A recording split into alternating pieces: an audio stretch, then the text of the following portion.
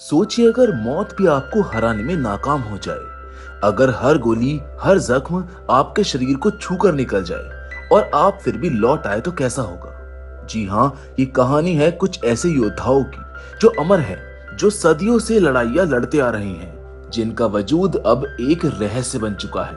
चलिए मिलते हैं द ओल्ड गार्ड के इस दुनिया से, जहां वक्त, मौत और दुश्मन तीनों हार मान चुके हैं। Hollywood silver screen presenting the old guard.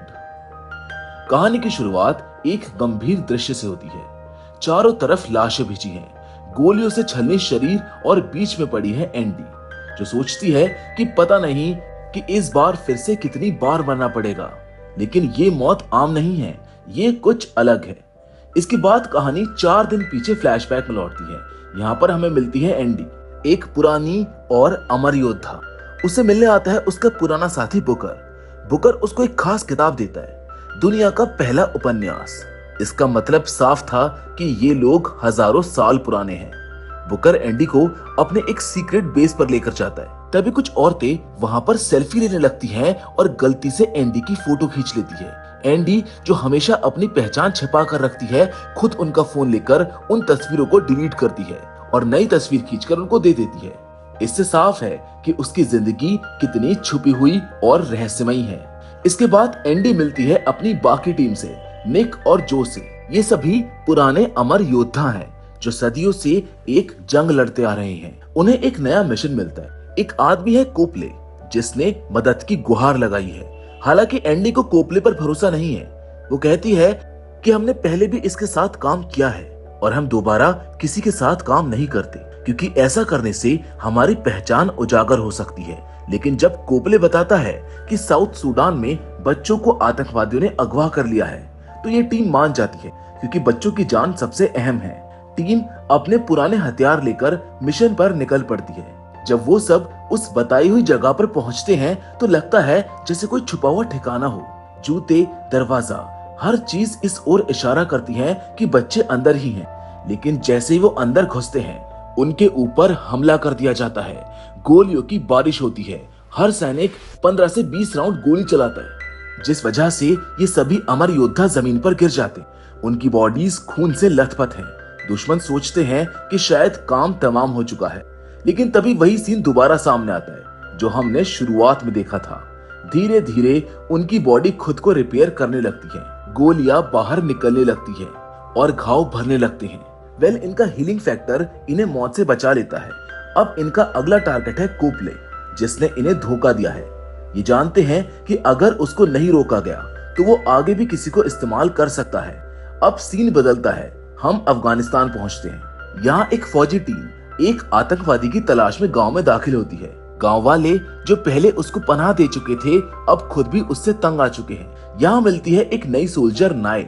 वो बहादुर और तेज दिमाग वाली है। और तभी इस मिशन के दौरान एक आतंकवादी उसके ऊपर चाकू से हमला कर देता है। टीम को लगता है कि नाइल मर चुकी है, लेकिन तभी कुछ अजीब होता है। दूर बैठे अमर योद्धाओं को नाइल के विजन दिखने लगते हैं और नाइल को भी उनके सपने आने लगते हैं, जैसे कि कोई नया बंधन जुड़ गया हो।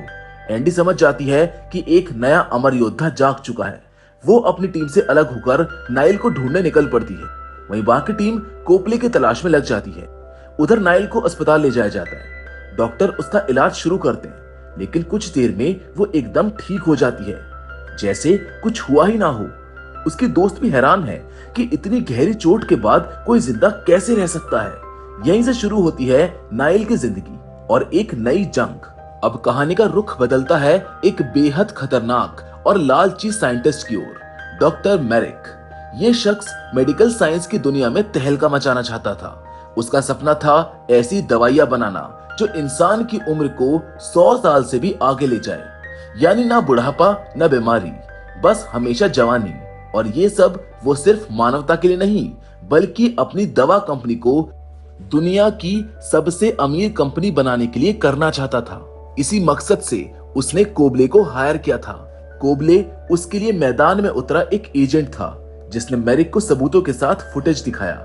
ऐसे 4 योद्धा जो सदियों से जिंदा हैं। गोली लगती है तो बाहर निकल जाती है, चोट लगती है तो वो खुद ब खुद ठीक हो जाती है। ना तो कभी बूढ़े होते हैं, ना ही बीमार पड़ते हैं। ये किसी चमत्कार से कम नहीं था। अब मैरिक को बस एक ही चीज चाहिए थी, वो चारों अमर योद्धा, किसी भी कीमत पर। कोबले को उसने बेहिसाब पैसा देने का वादा किया, बस उन्हें पकड़कर लाने की गारंटी चाहिए थी। दूसरी ओर एंडी इस वक्त नाइल को अपने साथ लेने पहुंच चुकी थी। वो उसे एक प्राइवेट प्लेन में बैठा लेती है, लेकिन नाइल के मन में सैकड़ों सवाल घूम रहे थे। मैं मरी कैसे नहीं, मुझे तुम्हारे विजन क्यों आए और ये सब क्या चल रहा है। एंडी उसे सच्चाई बताती है, तुम अब हमारी तरह बन चुकी हो, एक अमर योद्धा। न मौत तुम्हें छू सकती है और न उम्र तुम्हें थका सकती है, लेकिन इस अमरता की एक कीमत है। तुम जवान रहोगी, पर तुम्हारा परिवार बूढ़ा हो जाएगा और एक दिन दुनिया छोड़ जाएगा। ये सुनकर नाइल डर जाती है। वो अपने परिवार के पास लौटना चाहती है, लेकिन एंडी उसको रोकती है और दोनों के बीच शुरू होती है एक जबरदस्त फाइट। लड़ाई इतनी तेज होती है कि उसकी पसलियां टूटती हैं, हाथ की हड्डियां चटकती है और पैर मुड़ते हैं, लेकिन हर चोट खुद ब खुद भर जाती है। आखिरकार एंडी उसे रोककर कहती है कि तुम बहादुर हो, लेकिन अभी अधूरी हो। हर बार घाव भरेंगे, ऐसा जरूरी नहीं है। एक दिन ऐसा भी आएगा जब बॉडी हील होना बंद हो जाएगी। ऐसा मेरे पुराने साथियों के साथ हो चुका है और उन्हें खोने का दर्द अब भी मेरे सीने में जलता रहता है। अब ये लोग पहुंचते हैं एक गांव जो फ्रांस के पास है। ये इनका सीक्रेट हाइडआउट है। यहाँ बुकर और जो पहले से मौजूद थे। बातचीत के दौरान नाइल पूछती है कि ये एंडी की उम्र कितनी होगी, जिस पर उसको जवाब मिलता है शायद 5000 साल से भी ज्यादा। वो सबसे पहली अमर योद्धा है। अब ये एंडी की कहानी यहीं पर खत्म नहीं होती है। उसे मिला था एक साथी क्विन। दोनों ने सदियों साथ जंग लड़ी, लोगों की मदद की, बुराई से लड़े। लेकिन जब लोगों को शक हुआ कि ये जादूगरनी है या फिर चुड़ैल, तो भीड़ ने फैसला किया इसको जिंदा जलाने का। एंडी और क्विन जानते थे कि जलने के बाद उनकी बॉडी फिर से ठीक हो जाएगी, लेकिन अगली सुबह जो हुआ वो दिल तोड़ देने वाला था। लोगों ने लोहे का एक भारी ताबूत तैयार किया। क्विन को उसमें बंद करके समंदर में फेंक दिया गया। वो मर नहीं सकी, बस हर कुछ घंटे में डूबती रही, तड़पती रही और फिर से जिंदा होती रही। एक अंतहीन सजा, 500 सालों से भी ज्यादा की सजा। एंडी ने उसको ढूंढने की हर कोशिश की, लेकिन वो नाकाम रही। अब वो हार मान चुकी थी, मगर बाकी साथियों के लिए उसका प्यार आज भी जिंदा था। तभी कोबले की टीम इनके सीक्रेट हाइडआउट तक पहुंच जाती है। एक जबरदस्त हमला होता है और बुकर के पास एक भयानक विस्फोट होता है, जिससे उसका पेट चिर जाता है, लेकिन वो फिर भी डटा रहता है। दूसरी ओर निक और जो को दुश्मन पकड़ लेते हैं। एंडी मैदान में उतरती है। नाइल मदद करने को तैयार होती है, मगर एंडी उसको रोक देती है कि तुम अभी तैयार नहीं हो, मेरे इशारे का इंतजार करो। और फिर एंडी अकेले ही दुश्मनों के खिलाफ जंग छेड़ देती है। पुराने जमाने के हथियारों से लैस वो पूरी टीम को धूल चटा देती है। एक एक करके सोल्जर्स गिरते जाते हैं। ये फाइट सच में काफी एपिक होती है। उधर निक और जो को अब मैरिक के हवाले कर दिया गया था। मैरिक अपने साइंटिस्ट के जरिए उनके शरीर में छुपे हुए हीलिंग कोड को एक्सट्रैक्ट करने की कोशिश करता है। उसका मकसद था कि उस सीक्रेट से ऐसी दवा बनाई जाए जो इंसान को कभी बूढ़ा ना होने दे, बीमार ना पड़ने दे, जो उन्हें एकदम सुपर ह्यूमन बना दे। लेकिन उसके इरादे नेक नहीं थे।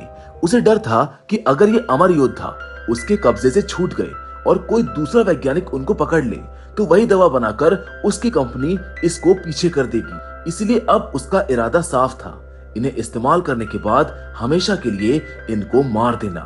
अब बात सिर्फ मिशन की नहीं थी, अब बात इन अमर योद्धाओं की जान पर भी थी। मैरिक और उसकी टीम को इस बात से कोई फर्क नहीं पड़ता था कि प्रोजेक्ट पूरा हो या फिर नहीं, मतलब कि दवा बने या फिर ना बने। अब उनके पास वो अमरलोक थे और बस इतना काफी था। उन्हें किसी अंधेरी काल कोठरी में बंद करके हमेशा के लिए कैद करने की तैयारी की जा रही थी। हालांकि ये बात कुबली के सीने में चुभती थी, क्योंकि उसका मकसद केवल मानव जाति के भविष्य को बेहतर बनाना था। मगर अब जब गाड़ी हाथ से निकल चुकी थी, तो वो खुद भी अपनी सोच से लड़ रहा था। उधर एंडी की टीम गॉसविल से निकलकर एक सीक्रेट हाइडआउट की ओर रवाना होती है, जो बोस्निया की एक पुरानी सुरंग में छिपा हुआ था। वहां पहुंचकर वो मैरिक की कंपनी और लोकेशन को ट्रैक करने की तैयारी करते हैं, जिसमें बुकर उनकी मदद करता है। लेकिन फिर होता है एक सबसे बड़ा खुलासा। जैसे ये लोग मैरिक की फैसिलिटी तक पहुंचते हैं, उनकी टक्कर होती है कोबले से, और यहीं पर होता है प्लॉट ट्विस्ट, जहां पर हमें बुकर की गद्दारी के बारे में पता चलता है। जिस बुकर ने सदियों तक एंडी और बाकी अमर योद्धाओं के साथ मिलकर जंग लड़ी, वही अब उनका सबसे बड़ा दुश्मन बन चुका था। उसी ने कोबले को वो सारी जानकारी दी थी कि कौन कहां पर मिलेगा और कैसे पकड़ा जाएगा। एंडी का खून खौल उठता है। वो बुकर को गद्दार करार देती है, मगर बुकर अपनी सफाई देता है। उसका कहना था कि सदियों से अमर रहना, हर दिन मरने की चाह रखना और कभी मर ना पाना, इन सब से अब वो थक चुका है। वो अब इस दुनिया से मुक्ति चाहता है। उसका मानना था कि जो इंसान जीवन को बढ़ा सकता है, वो मौत को भी बुला सकता है, और यही सोचकर उसने मेरिक से हाथ मिला लिया। एंडी इस दर्द को समझती थी, क्योंकि कभी उसने खुद बुकर से कहा था कि वो भी थक चुकी है और अब हमेशा के लिए आराम चाहती है। इसी दौरान कुबली जब मेरिक की सारी रिसर्च देखता है, उसके पुराने आर्टिकल्स, फोटो कटिंग्स और कुछ डीप रिसर्च, तो उसकी आंखें खुली की खुली रह जाती हैं। वो देखता है कि इन अमर योद्धाओं ने ना सिर्फ जंग लड़ी, बल्कि अनगिनत लोगों की जान भी बचाई है, जिनमें से कई आगे चलकर साइंटिस्ट बने, टीचर्स बने, पॉलिटिशियंस बने और समाज को सही दिशा में लेकर गए। ये सब देखकर कुबली का जमीर जाग उठता है। अब वो नाइल के साथ मिलकर मेरिक के खिलाफ खड़ा हो जाता है, और फिर होती है फिल्म की सबसे जबरदस्त लड़ाई। इस फिल्म में सीजीआई और वीएफएक्स की बहुत चमक दमक नहीं है, पर एक्शन सीक्वेंस दमदार है। तलवारें, बंदूकें और पुराने हथियार और ये अमर शरीर, ये जंग किसी कॉमिक बुक से कम नहीं लगती है। आखिर में मेरिक खुद इन योद्धाओं के सामने आता है, लेकिन नाइल उसके खात्मे के लिए बिल्डिंग की सबसे ऊंची मंजिल से छलांग लगा देती है। मेरिक नीचे गिरकर वहीं पर मारा जाता है और नाइल अपने हीलिंग फैक्टर की वजह से एक बार फिर से बच जाती है। अब टीम पूरी हो चुकी है। एंडी, नाइल, निक और जो, पांचों योद्धा मिलकर वहां से बाहर निकलते हैं, लेकिन बुकर को माफ नहीं करते हैं। उसके साथ एक खास मीटिंग होती है और फैसला लिया जाता है कि अगले 100 सालों तक कोई भी उससे संपर्क नहीं करेगा, क्योंकि अमर होना अकेलेपन का दूसरा नाम है, और जब कोई साथी छूट जाता है तो वो खालीपन कभी नहीं भरता। और इंसान किसी से रिश्ता बनाए तो कैसे बनाए, जब उसको पता है कि सामने वाला एक ना एक दिन चला जाएगा, मगर तुम हमेशा यहीं पर रहोगे। बुकर को मारना संभव नहीं था, वो भी अमर था, इसीलिए उसकी सजा थी 100 साल की तन्हाई। लेकिन ये कहानी यहीं पर खत्म नहीं होती है, क्योंकि इस कहानी के अंदर एक पोस्ट क्रेडिट सीन भी है, जहां पर हम क्विंट को देखते हैं, जो सदियों पहले समुद्र के लोहे के ताबूत में बंद कर दी गई थी। अब वो लौट चुकी है और उसका इरादा है एंडी से बदला लेना। जी हाँ, एंडी से बदला लेना। अब वो ऐसा क्यों कर रही है, ये तो हमको इसके नेक्स्ट पार्ट में ही पता चलेगा।